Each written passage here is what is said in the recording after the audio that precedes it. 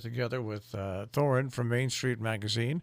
Take a look at the different stories that are in Main Street Magazine, both the print edition and the online edition, which is mainstreetmag.com. And we say good morning to Thorin. Thorin, good morning. Thanks for joining us. Good morning on another hot day. Yes. Well, we've earned this. The springtime was all screwy. Winter was all screwy.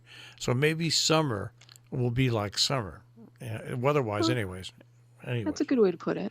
Yeah, I mean, summer's not going to be like summer because there's so many weird things happening, but at least we can have some warm weather. I love warm weather. All right, let us go to the magazine. There's an article that we spoke last week, and I didn't get a chance to talk about the article, but you've got an extensive article on Laban's and Laban's market in Salisbury.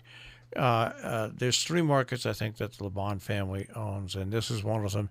And it's almost like the Labans live in our area because they run that business extremely well, and they really are a part of the community. It really is not just a grocery store. Yeah. So when we started working on this June issue, Ian had talked to me about Laban's, and I was like, go for it because I'd heard so many things, from early March that Laban's was doing, and they really kind of set the standard in many ways that I don't even know if they even knew that that would become the standard of what they were doing, but putting up shields and for their staff and limiting the number of people who could come in, and then taking temperatures at the door. I mean, when you hear about these things in a community, you just kind of take your hat off for them, like, good for you, thank you for keeping not just your staff safe, but everyone who's going in there who needs to go and grocery shop. And so Ian did a nice piece about all the different steps and measures that they took. And one of the things that really caught me about the story was how Salisbury kind of worked with them in regards to like allowing them to have a cooler container in the back, which I guess is in code or something to that effect, but knowing that the whole community was depending on them for resources and food. So, just seeing how the community comes together was amazing to see, in that story in particular. And to be one of the first businesses to do what they did, which was limit people, and they adjusted it as they went along, and set a good pace, but also take people's temperatures when they come in. Also, say don't bring in your own bags. You can use the bags we have. We're not going to charge you for the plastic bags and stuff like that. But on top of all of that, they still continue their giving program, which is if a nonprofit like we've signed up and somebody goes shopping there, and they say, by the way, mark this down for Tri-State Public Communications. Well, at the end of the year, it's like Amazon. We get a check. Now, Mm. and they're just so much part of the community, and that's the way this community used to be with lots of businesses, and hopefully even with Amazon and the convenience of shopping there, more and more we'll get back to knowing that there's just nothing like being at a local merchant, really. It really isn't. And, you can read as many books and articles about how, a dollar spent locally stays locally, but it's completely true, especially I feel like in the community that we are in. And it doesn't matter if you're in Salisbury, Millerton, or Great Barrington, our community I feel is very unique, and people are so oriented to this community and trying to help out, or at least, most people are in whatever fashion they can. And I feel like this pandemic really shone a light on that, and how that there are different individuals, organizations, as well as businesses who've really, came to the limelight in this, and how amazing they were to help just their neighbors and their entire community out who needed the help. And Laban's is one of the businesses who was definitely at the forefront of that. We're speaking with Thorne from Main Street Magazine here on Robin Hood Radio. The June edition is what we're talking about right now. Some of the stories. When's the July edition hit the stands, you think?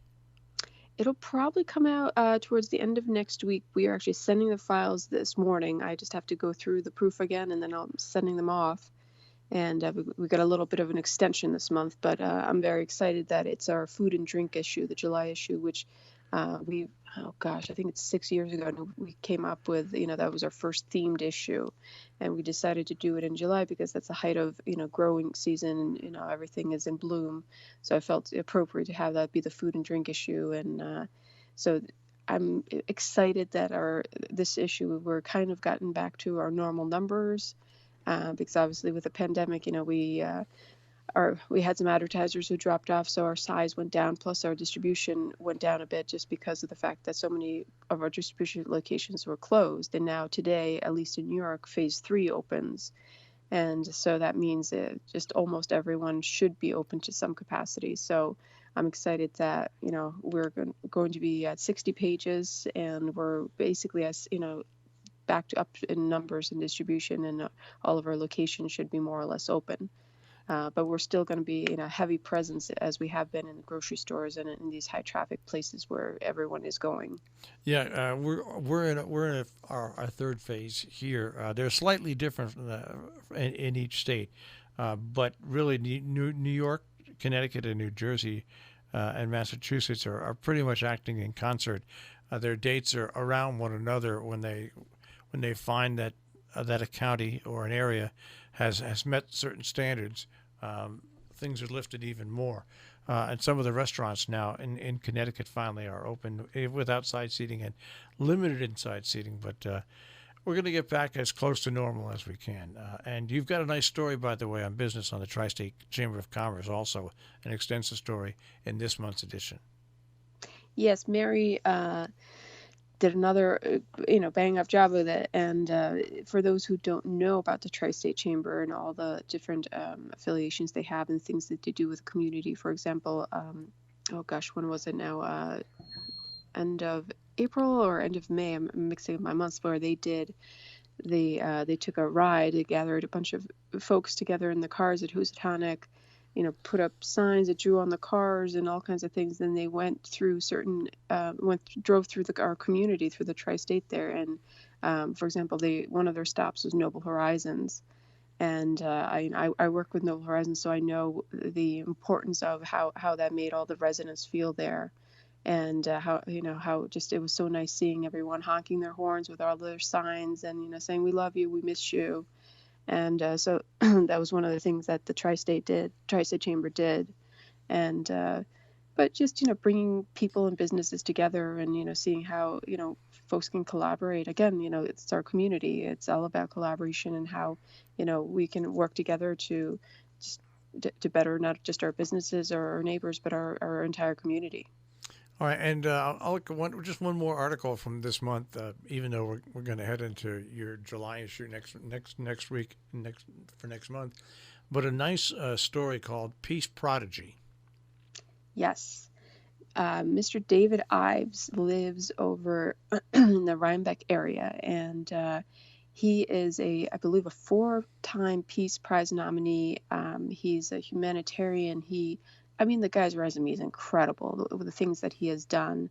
He was a teacher, a professor at Quinnipiac University for a long, long time. And Regina, when she initially, when we do, our story pitches for, a couple of months in advance, usually, she told me about him. And I was like, oh my God, this guy is fascinating. Yes, please. I said to her, go after that story, write that one for us. And, as you can, for everyone who's read the story, the adventures that this man has had and the stories he has to tell is just incredible. And if anyone would like to hear him speak live, he's actually doing a live Zoom event on July 10th. I believe it's at 11 a.m. at Noble Horizons. And it's free. You can sign up on Noble's website and to hear David speak about not just his life and his work, but also about, I think at the end of his speech, or his lecture, he's going to focus on female Peace Prize nominees and their various platforms. So it should make for a really good event. Yeah, those events are great. Our own Frank Lally was one of those speakers at one of those Zoom meetings. I think about a week and a half ago. Yes, he was. And Frank can talk. He's a talker. I'll tell you what, he's a great investigative reporter. He's been dealing with health issues for a long time. His book is out, and he's really considered an expert on giving people the right advice on how to seek out health care. But we talk about Noble Horizons hosting this. That's where we're so lucky. We have so many different organizations that have now flipped over to Zoom. the libraries, Noble Horizon, that can still present these lectures to the public, which really it keeps these institutions intertwined with the people that live around them, so they're not separated and they're not castles and islands amongst themselves. No, they're not. And Zoom has been, I wish I had stock in Zoom before all this happened because, oh my God, everyone is Zooming.